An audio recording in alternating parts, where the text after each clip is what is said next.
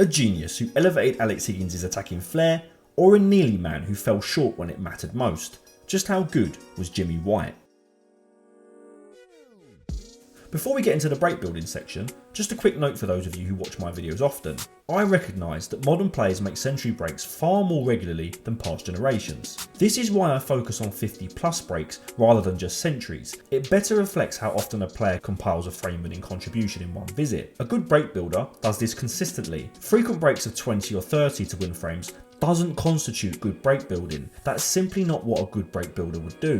I also acknowledge that improvements in tables, balls and cloths since the 70s and 80s have enhanced cue ball control and by extension, breakbuilding itself. However, I'd argue technology hasn't influenced breakbuilding as much as is often claimed. If it had, players like Steve Davis would have shown markedly improved stats into the 90s, which just wasn't the case. In reality, most 80s players struggled to match the younger, more attacking 90s generation, showing that the rise in breakbuilding quality stems more from evolving playstyles than from technological advances. If you want to listen to Steve Davis's views on this, which supports my theory, then click on the link in the description. So when looking at Jimmy White's centuries, we can see that he has made 353 since turning professional in 1980.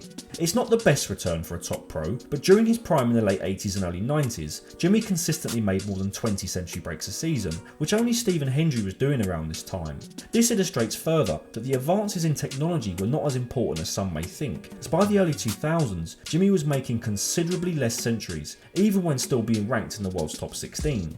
When we zone in on the frames per 50 plus break stat, we find that Jimmy's 4.32 frames per 50 plus break is good, especially for a player who is still playing today in his 60s. Two comparisons we can make are to Alex Higgins, who made a 50 plus break every 7.9 frames, and to Steve Davis, who made one every 4.05 frames. These again are just for reference, but can paint a picture that Jimmy is a solid break builder, but doesn't have the same stats of someone like a Stephen Hendry or a Ronnie O'Sullivan, who are truly elite break builders, but is definitely ahead of the 70s and 80s professionals like Alex Higgins. The eye test helps Jimmy in this area. He's a liquid player to watch even now. His attacking style, flair and speed really make him one of the best players to watch, which means although his break building is not generational in terms of overall quality, his style is inspirational.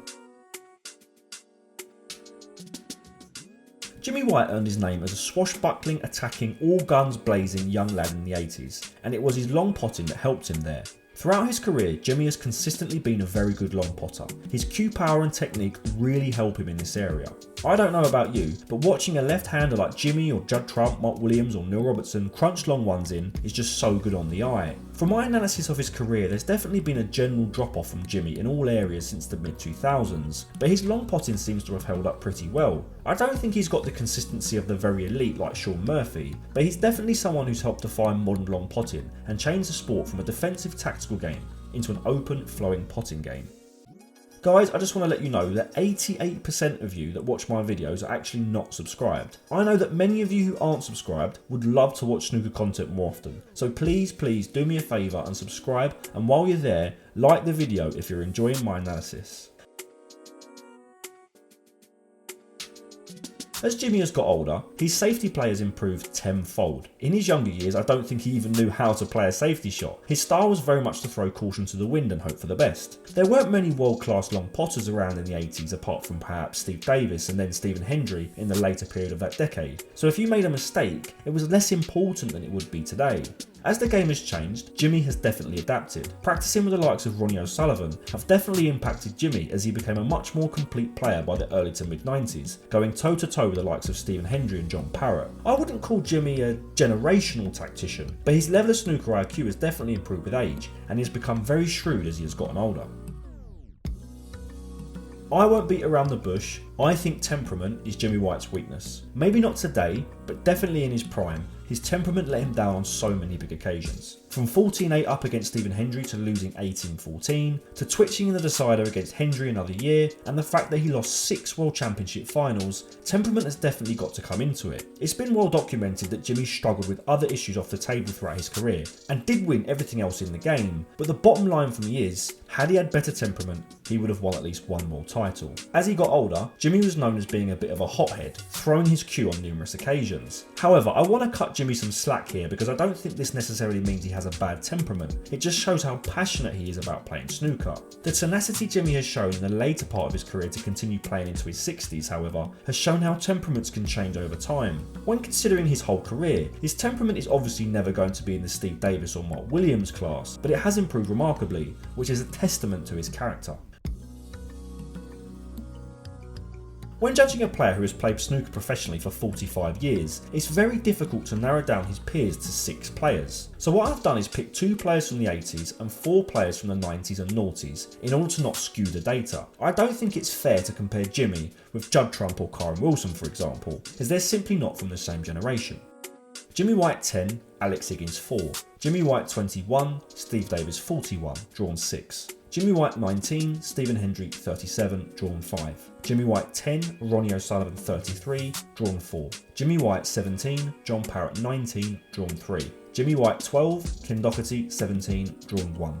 Well, Jimmy doesn't do well against the true elite from his time. He struggled against Davis, Hendry and O'Sullivan, but I half expected that. I also expected him to do well against Alex Higgins, but I was a little surprised that he didn't have positive win ratios against John Parrott and Ken Doherty. I expected him to do well there. What I've generally found was that Jimmy did well against the older generations, having positive win ratios against Alex Higgins, Ray Reardon, Dennis Taylor and Cliff Thorburn, but struggling against the newer breed of players, such as the class of 92 and the likes of Peter Ebdon and Ken Doherty. So then, how do I assess Jimmy White overall? Well, he's a legend. He's a trailblazer, an attacking genius and a very attractive snooker player to watch in terms of style.